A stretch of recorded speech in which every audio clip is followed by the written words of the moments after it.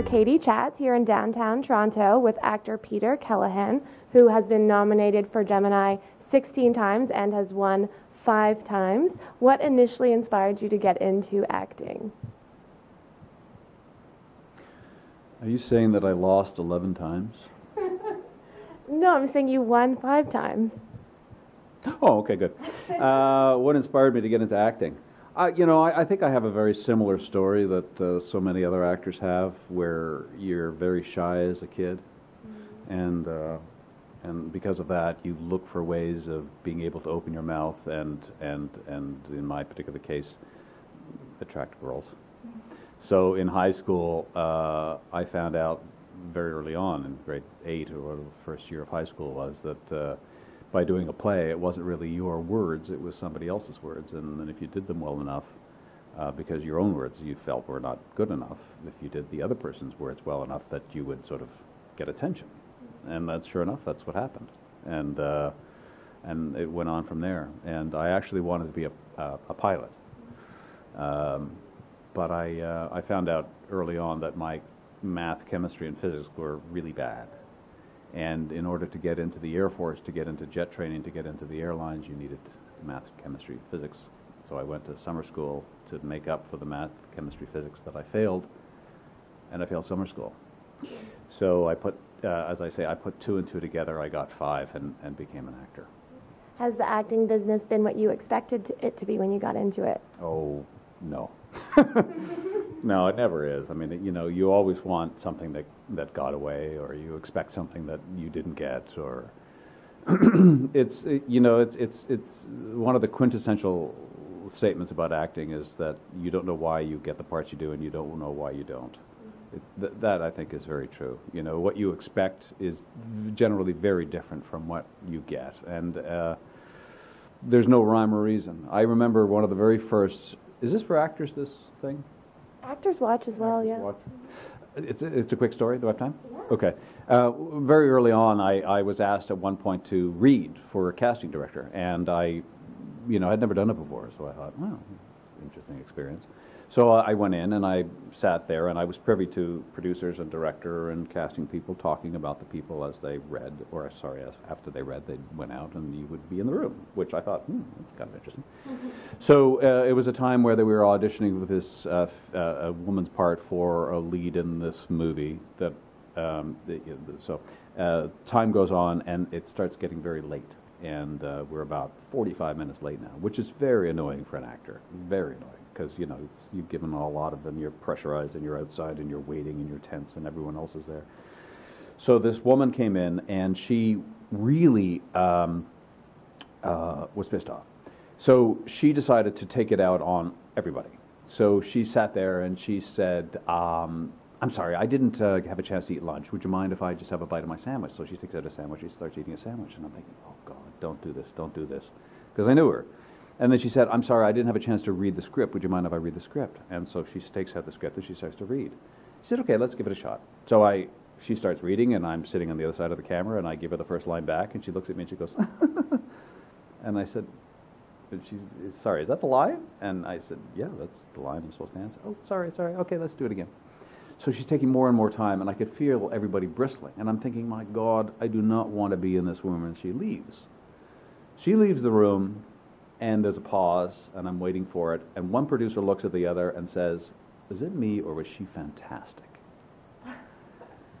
And I thought right there and then, in a million years, you can never second guess what anybody wants. Just do the best you can, learn it as best you can, be as effusive, not as verbose as you should think you should be with jokes and everything else. Just go in, do your job, be polite, leave, forget it. And that, it's very hard to do for an actor. Because it's very hard to try to second guess what everybody wants. If you look like their hated uncle or aunt, you're not going to get the part. And you don't know why. You think, oh, shit, I'm a shitty actor. But that's really, really not the case. Are you known to give a hard time in the audition room? No, not at all. I mean, I learned early on that, the best you can do is really just give it your all and leave, I mean, whenever they ask me, do you have any questions, my answer is always, well, I'll do it, and then you could tell me if I should have had any questions. And, that's it, and if if I'm not right for it, I'm not right for it, and there's nothing I can do or anything else to make it work. I always know when I'm right for a part when I learn the lines very quickly. You know, if I have a hard time learning a line, it usually means I'm not quite right for it. And as someone who's been in the business for so many years and has worked so much, what do you think about the state of Canadian culture and the film and TV industry today? Not good. It's always been a bee in my bonnet, and the bad news is that my father-in-law is Gordon Pinson, and it was a bee in his bonnet in the 1960s and 70s. It really has been going on an awful long time, and there's so many reasons for it.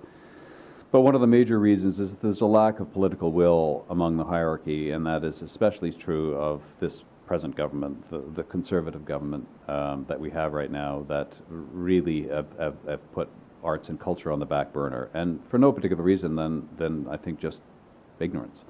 Paul Martin, one of our last prime ministers, said something very smart. He said, you know, you put $5 into a widget factory and you get, 3 or 4 jobs. You put $5 into the film and television industry and you get exponentially more jobs. You get hundreds of jobs, which means hundreds of more tax, payments to the government. And the arts and culture industry in Canada makes more money than the forestry department in this country or the automobile.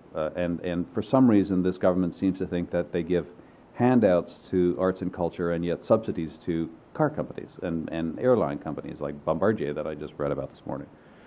So I think there has to be a concerted effort on all leadership to say there's a vision for arts and culture. And I always say where we stand right now is an awful lot of what I call fast food culture coming into this country.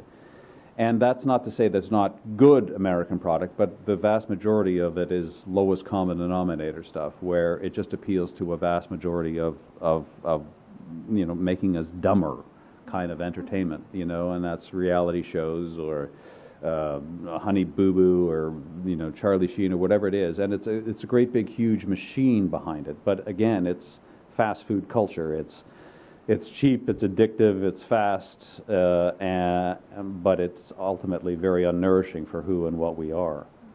So that has to change. Years ago, the private networks in this country, CTV, City TV, Global TV, put an awful lot of money into petitioning the CRTC, which is the government regulatory body for what we are supposed to own as Canadians, which is our airwaves, to say that we want to produce more Canadian shows, but we can't do it unless we have more American shows on our schedule that we can put Canadian commercials in. Once we have enough money, you wouldn't believe what's in our hopper in Canadian content.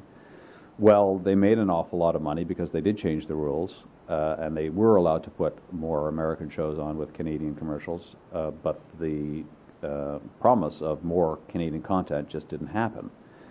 But you can't blame them. They made the right business choice by making more money for the shareholders. But so it's you can't kick a dog for barking. It's what they're supposed to do. So what really needs to happen is regulation, CRTC regulation, and Mr. Blais right now is the new head, and he seems to be putting out some very good signals about we are not going to have vertical amalgamation without tangible benefits for Canadian culture, which is a very good sign. And shifting gears a little bit, you also do some community service work and you have some causes close to your heart. Can you talk a little bit about that? Yeah. About 2 months ago, I had a documentary that was out recently about the War of 1812. It's called The War of 1812, Been There, Won That. And they had a launch date happening, and I ended up being on the panel on the George Strombolopoulos show. And we were talking about Canadian history because that's why I was there, and that's what the topic happened to be. So during the interview, I said something, and I thought, this is a good time to say this. And it was an idea that I've had for years to make Victoria Day National First Nations Day, to make it everything that we have and celebrate as far as everything, to celebrate everything First Nations, instead of Victoria Day, which is a bit antiquated, and not to disparage any monarchy, but she really has never even set foot in this country. But First Nations are truly behind the 8 ball right now, and I think that we could use a national holiday to celebrate things by and for them.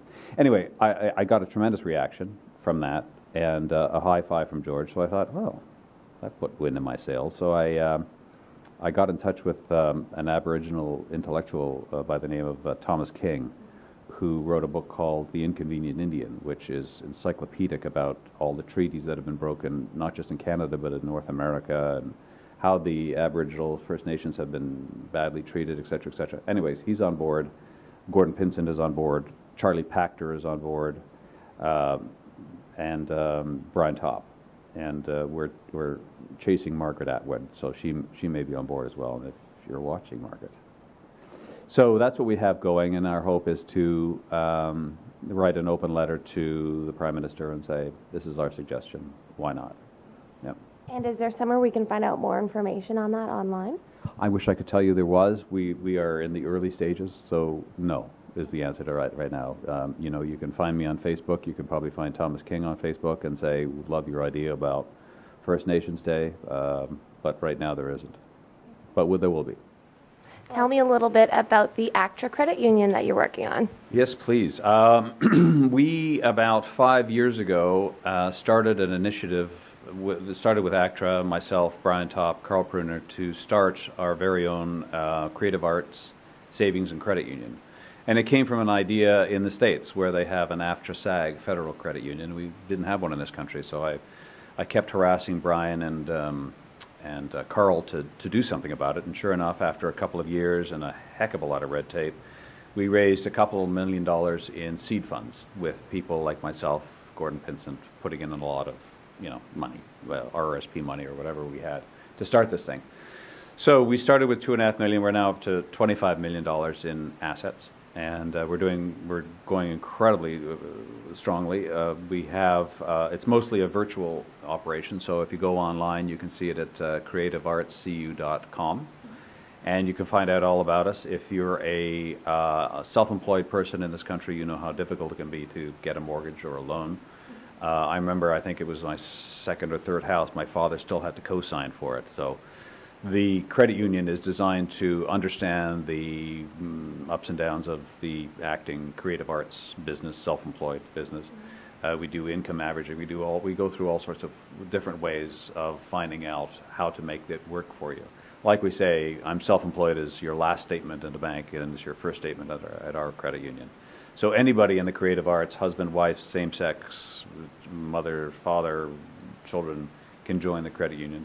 And yeah, please join us. The model is completely opposite to what a bank is, where a bank's system is pyramided up so that the profits all go to the shareholders and blue pinstripes. And in a credit union, it's the opposite. All the money goes back into the membership, back into the good of the credit union, and so it's strength in numbers for us.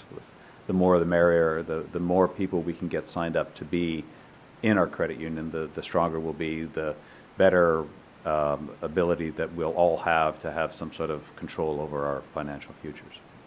Yeah. Great. And tell me a little bit about your upcoming projects. Don't have any. No, I do. I have Murdoch Mysteries just got renewed for another season, and they've got a full season, 18 episodes, and apparently my character, Terrence Myers, the nefarious first ever Canadian spy, is coming back for a few episodes. Saving Hope. I'm starting Saving Hope in a couple of weeks. I'm doing another episode of that. I'm doing more Greenpeace ads. I don't know if you saw. Oh yeah, please check out if you can P Harmony. It's Peter and Deb's story. Okay. Yeah, it's about you know the environment minister hooking up with big oil. It's very funny. Instead of E Harmony, it's P Harmony, Polluter Harmony. Okay. What else? I've got a show in development at CBC called Bistro 401 about a guy who wants to follow his dream and move back to his hometown of Montreal after making money in Toronto and open a restaurant. So it's called Bistro 401. I'm just waiting for word on that. And a couple of films. Sex After Kids will be released this year.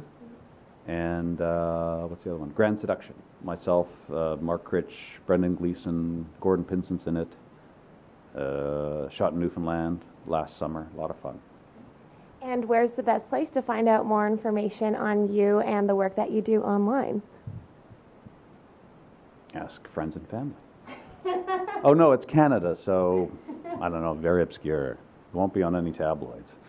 I don't know, check on the internet, I guess. Google me. I don't Twitter, so I'm on Facebook. Yeah.